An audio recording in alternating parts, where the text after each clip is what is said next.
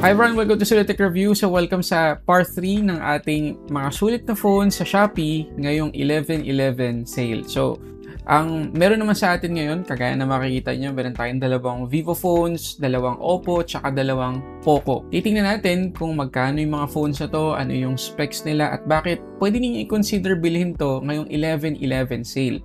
At yung mga babanggitin kong current price, bababa na. Pero tandaan ninyo na pagdating sa 11/11 sale mismo ng Shopee, mas bababa pa yung presyo ng mga phones na ipapakita ko sa inyo ngayon. So, kung hindi nyo pa napapanood yung part 1 tsaka part 2, ilalagay ko yung link dyan sa description box sa baba. At umpisahan na natin. Umpisahan natin guys dito sa dalawang Poco phones. Ito yung Poco C85 at C71. So, ang current price itong Poco C85 4G ay 5,399 pesos para sa 6128GB na variant. At yan yung unit mismo na i-feature ko sa video na to. Pero may isa pang mas mataas na variant, yung 8 to 56GB, 6,399 pesos. Pero alinman sa dalawang yan, yung piliin natin, hindi na masama guys yung presyo ng Poco C85 4G. So, eto guys yung itsura ng ating C85 4G. So, yung nandito sa atin ay itong color purple. Pero if ever hindi nyo gusto yung kulay na to, meron pa tayong green at meron pa tayong black. Tapos, itong Poco C85 4G ay meron ng IP64 na rating. So, kahit na madala natin sa maalikabok na lugar, matalsikan ng tubig, hindi po tayo mag-aalala na masisira agad-agad itong phone na to. Tapos, makikita nyo naman, dual tone siya. Ayan, no? Tapos, matte finish. Kaya, maganda pa rin yung itsura kahit na budget-friendly Android phone itong Poco C85. Ayan. Tapos, yung camera bump niya, hindi sobrang kapal ng naka-protrude. So, isang island lang din siya kaya madali nating maaalagaan. Tapos, maganda yung ano niya maganda yung feels niya sa kamay. Hindi sobrang bigat. Tapos, hindi rin naman sobrang tules ng mga kanto. Kaya, ayun, magiging comfortable tayo. Pero anyway, kahit na ganyan naman yung itsura at feels ng body nitong C85, meron naman tayong free case sa loob ng box. At good news guys, tingnan nyo naman yung SIM tray nitong Poco C85. Meron tayong dedicated na micro SD card slot at dalawang nano SIM yung pwede nating ilagay. So, pwedeng sabay-sabay yung tatlo na yan.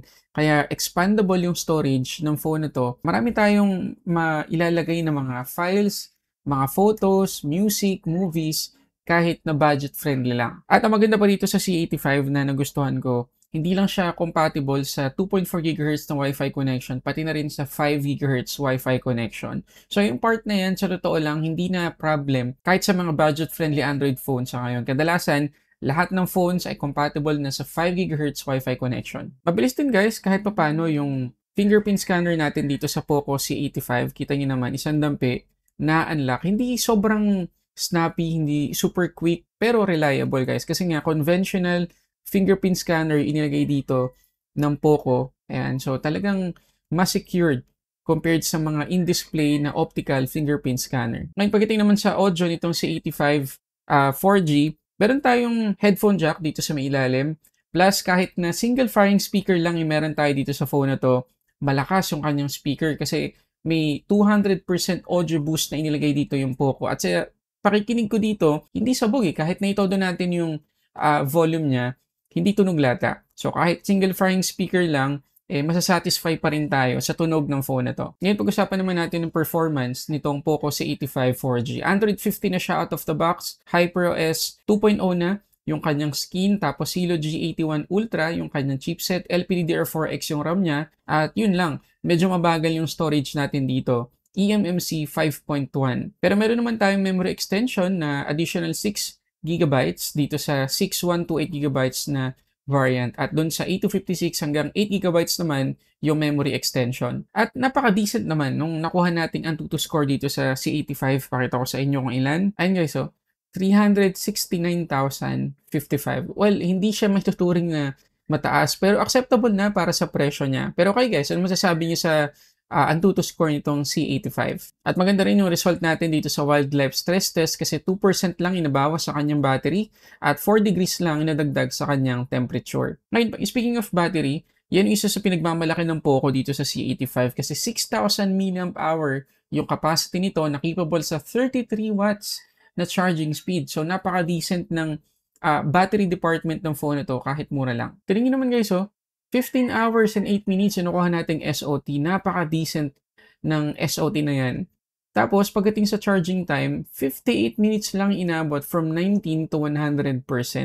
So, napakaganda ng battery performance itong C85 kahit budget-friendly Android phone lang siya. Ngayon, pagdating naman sa kanyang selfie camera, 8 megapixels meron tayo dito at kaya mag-record ng hanggang 1080p 30 frames per second.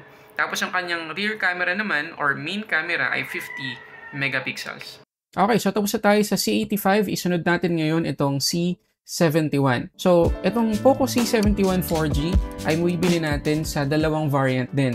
Isang 364, yan yung unit na pag-uusapan natin, 3,599 pesos. Pero yung 4128 naman ay 4,299 pesos. At kagaya na nakikita nyo, color gold, yun nandito sa atin. Pero if ever na hindi nyo to gusto, meron pa tong blue at saka black. Pero itong gold guys, tingnan nyo naman, ang ganda ng itsura.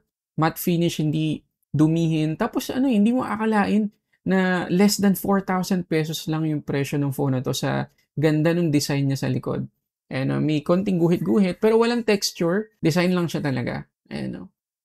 Diba? Hindi siya kapitin ng fingerprints. Tapos may gold accent siya kahit dito sa may camera module. So nakakatuwa. Ganda ng ganda rin ng feels ng phone na to. Pero ganun din, meron din kasamang case sa box. Tapos meron na rin pre-installed na screen protector. At ganun din guys, good news. Meron tayong dedicated na micro SD card slot at dual nano SIM yung kanyang SIM tray. At para lang sa peace of mind natin, meron din tong 5 GHz Wi-Fi connection na compatibility. Side-mounted din yung kanyang fingerprint scanner at napaka-reliable din kagaya ng C85 kanina kasi nga conventional, kaya isang dampi, most of the time talagang ma-unlock yung ating phone. At pagdating sa audio, meron din tayong headphone jack dito sa may ilalim pero unlike dun sa C85, wala pong audio boost dito sa C71. Pero decent pa rin yung tunog ng kanyang speaker. Yes, single firing speaker lang din yung meron tayo dito. Hindi rin tunog lata, kaya may enjoy pa rin natin yung panonood dito ng movies, videos, at gaming. At speaking of performance guys, itong C71 4G ay naka Android 15 Go edition. Kaya makikita ninyo,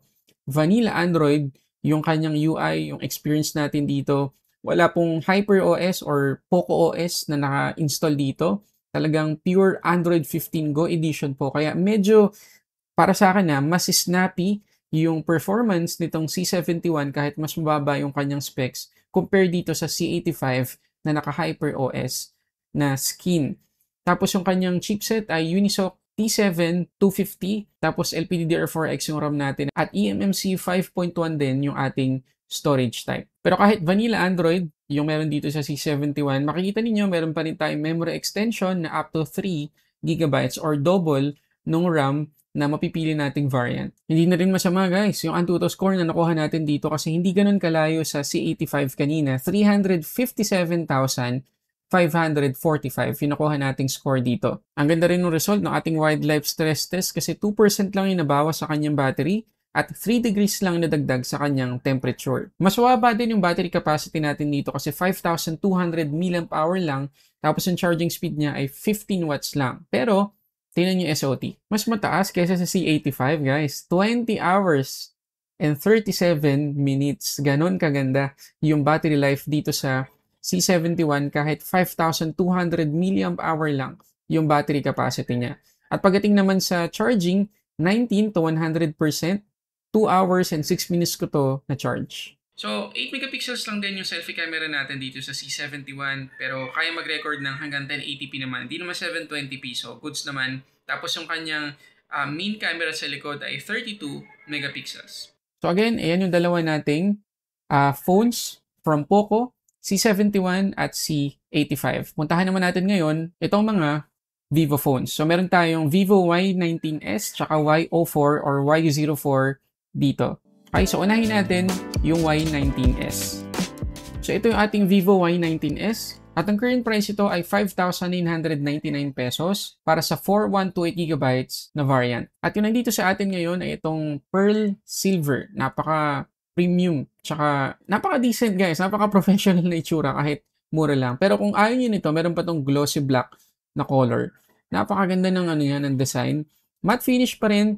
Pero sa ano guys, sa personal, kapag tinitilt-tilt natin ng ganyan, may pagka-violet or pink na nangyayari sa color niya sa likod. So, ang ganda. Mas premium siya in person. At maganda rin guys, yung ating SIM tray dito sa Y19S kasi meron tayong dedicated micro SD card slot, ito, tsaka dalawang nano SIM yung pwede nating ilagay. At kagaya ng dalawang Poco phones kanina, compatible din to sa 5 GHz Wi-Fi connection. Side-mounted fingerprint scanner din guys, yung meron tayo dito. So, reliable. Hindi pa nang ganun kabilis.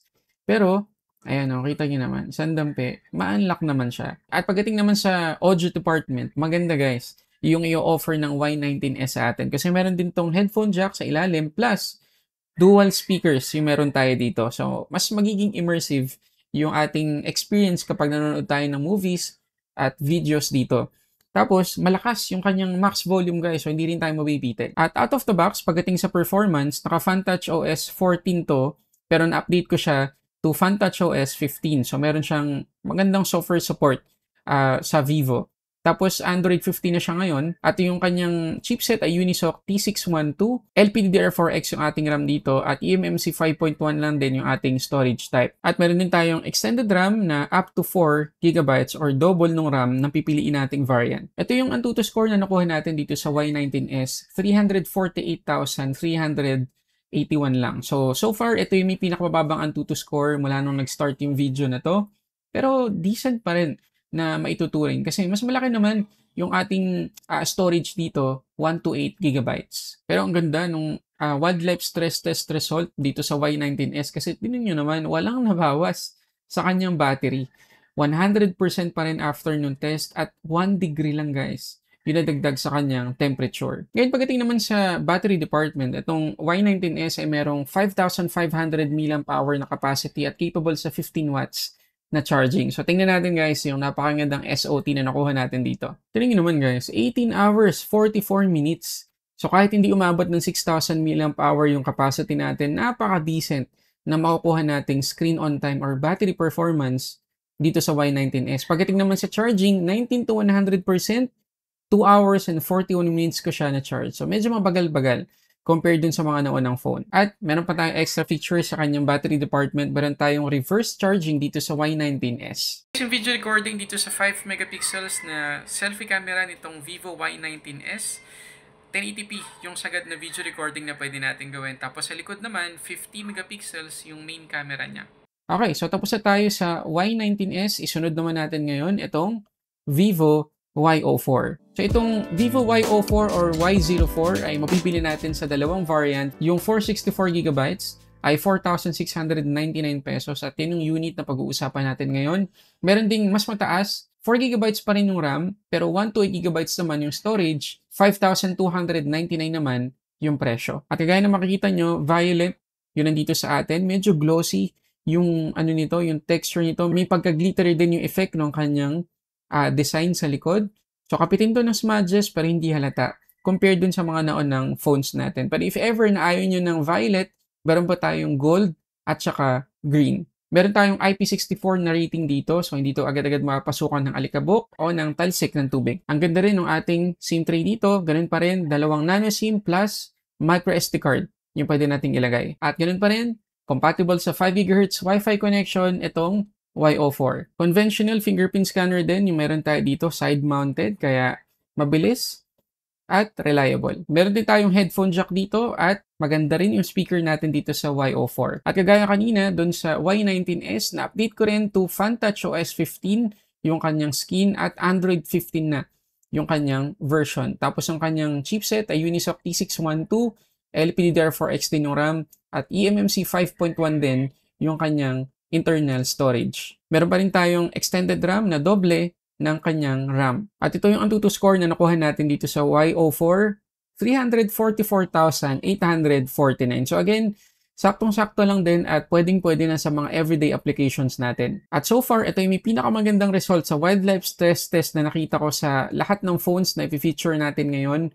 Walang bawas yung kanyang battery, wala ding nadagdag sa kanyang temperature. Antindi. At yung kanyang battery capacity, ganun din, 5,500 mAh at compatible sa 15 watts na charging. Mataas pa rin yung Antutu score na nakuha natin dito, almost 16 hours, pero hindi kasing taas ng mga naunang phone. Pero guys, maaasahan pa rin yung battery performance ng phone na to. At pagdating sa charging, 18 to 100%, 1 hour and 54 minutes ko to na charge at meron din tong reverse charging. Mabuti na lang itong kanyang 5 megapixels na selfie camera ay makakapag-record din ng 1080p video recording. Tapos yung main camera naman sa likod ay 13 megapixels. At yan guys, yung dalawang Vivo phones natin. Again, Y19s at Y04. Ngayon, puntahan naman natin itong dalawang Oppo phones. So, nandito sa atin ngayon itong A3X at A3. Unahin natin guys, itong Oppo A3X.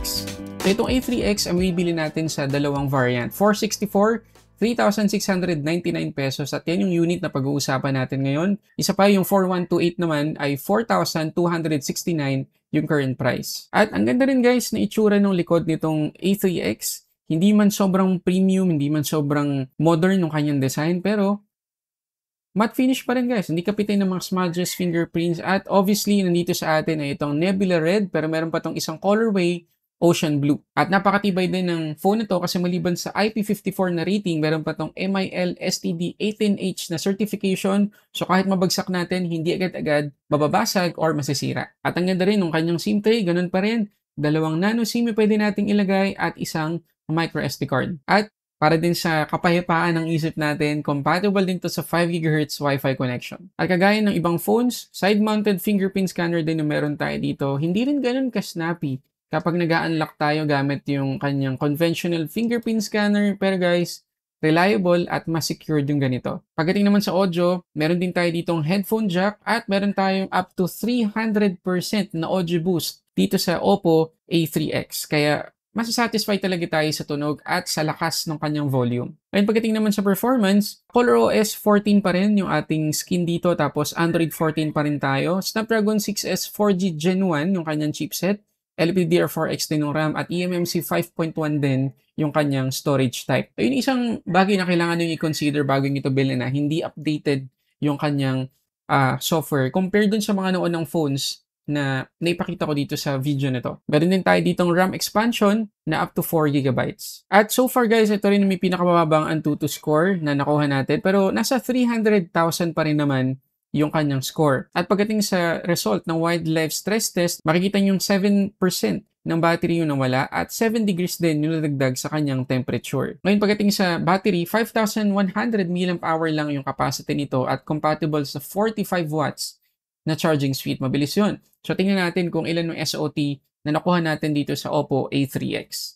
Ito guys, hindi PC mark yung papakita ko sa inyong screenshot, pero galing sa app setting or app page sa settings nitong Oppo A3X. So, PC mark pa rin kasi nangyayari guys, kapag dumating na sa 19 or 20% na lang na battery left dun sa battery test, namamatay yung PC mark dahil dun sa battery notification nitong Oppo A3X. Actually, hindi lang sa A3X, pati na rin dito sa A3. Pero makikita nyo, kahit hindi pa tapos yung PC mark, guys, nakakauha na tayo ng 17 hours, 23 minutes na active time. So, imagine kung gaano kalaking SOT makukuha natin dito. Kung natapos yung PC mark, baka 20 hours yung nakuha natin. So, grabe. Ngayon, pagdating sa charging time, from 18 to 100%, 1 hour and 5 minutes ko lang na-charge yung phone na to. So, mabilis. At good news, 1080p video recording din yung kayang record ng kanyang 5 megapixels na selfie camera. Tapos yung main camera naman natin sa likod ay 8 megapixels lang. Okay, so tapos na tayo dito sa A3X. Isunod naman natin ngayon itong Oppo A3. So itong Oppo A3 4G ay mabibili natin for 7,099 pesos para sa 8128GB. So ito may pinakamataas na presyo at variant sa lahat ng phone na feature natin sa video na to. At obviously guys, so nandito sa atin ay itong Starlight White. Pero if ever na ayaw nyo ng kulay na to, meron pa tayong Sparkle Black. So medyo glossy din at reflective yung design natin dito sa Oppo A3. Pero hindi pa rin sobrang halata yung mga smudges natin dito kahit papano. Manipis lang din yung ating camera module. So, hindi rin ganun kakapal yung nakaprotrude sa likod. At ang maganda rito, kagaya dun sa Oppo A3X, meron din tayong IP54 na rating plus MIL STD 18H na certification. So, hindi rin agad-agad masisira yung phone na to kung sakaling mabagsak natin. At maliban sa compatible to sa 5 GHz Wi-Fi connection, tiningin naman yung kanyang SIM tray. Meron ding dedicated micro SD card slot at dual nano SIM yung kanyang SIM tray. At ganun din, side-mounted fingerprint scanner meron tayo dito at napaka-reliable. Isang dampi, ma-unlock naman pero hindi sobrang bilis. Pero maasahan naman. Meron din tayong headphone jack dito sa ilalim plus malakas yung kanyang speaker kasi 300% din yung audio boost na ibibigay sa atin ng phone na to. Ngayon pagdating sa performance, same na same sila dun sa A3X. ColorOS 14 pa rin, medyo outdated na talaga. Tapos Android 14 din yung kanyang operating system. Pero 8GB, LPDDR4X yung ating RAM dito. eMMC 5.1 lang din yung kanyang storage. At Snapdragon 6S 4G Gen 1 din yung kanyang chipset. At doble din yung kanyang RAM expansion or virtual RAM up to 8GB.